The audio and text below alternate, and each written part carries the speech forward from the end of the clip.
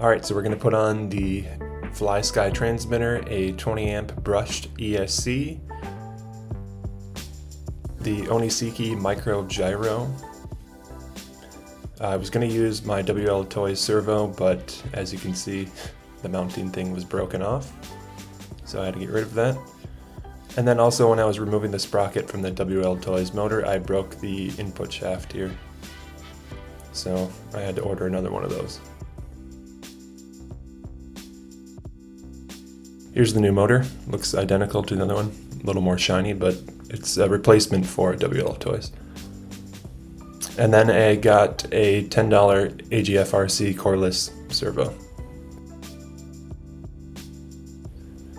But I can reuse the WL Toys 2S LiPo, so at least I get something from that old car.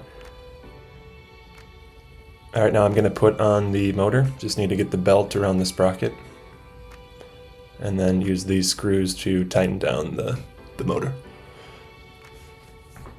And you want to make sure there's enough slack in the belt too. You don't want it too tight, otherwise it'll be too much strain on the motor.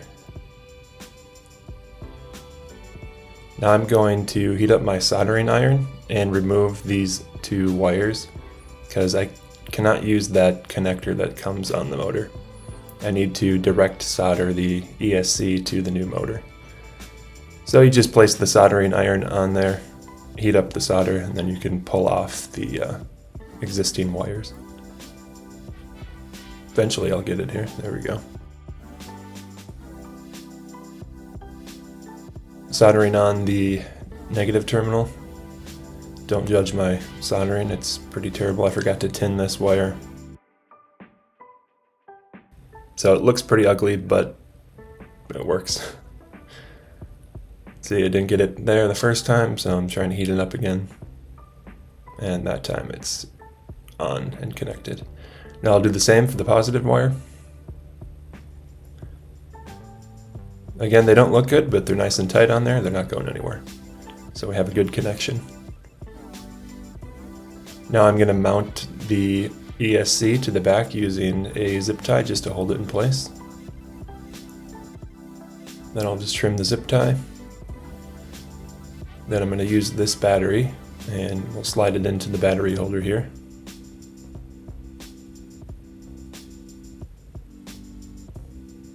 Alright, so I have it roughly mocked up here of where I want to put everything. I think I'm going to put the gyro right on the top so I can adjust it when I need to. And then I can kind of tuck the receiver underneath there too. It's at an angle, but that shouldn't be a problem. And then I'm just using this double-sided tape right here to stick everything on there. So I think that looks pretty good there. Start plugging everything in. And this is the final layout of what I settled on. Tried to clean it up a little bit, put some zip ties on, but it always looks like a mess once you take the body off. Now we'll take it for a test drive. And immediately this thing drifts so much better than the LGRC model. If I had to compare it to something, it's like when you get your first hobby grade RC car. You know, you're used to the ones from Target, or those cheap, $20 ones from wherever, Walmart or Target. And then you get a nice hobby grade car. The steering's so much more precise, it can hold the drift easier.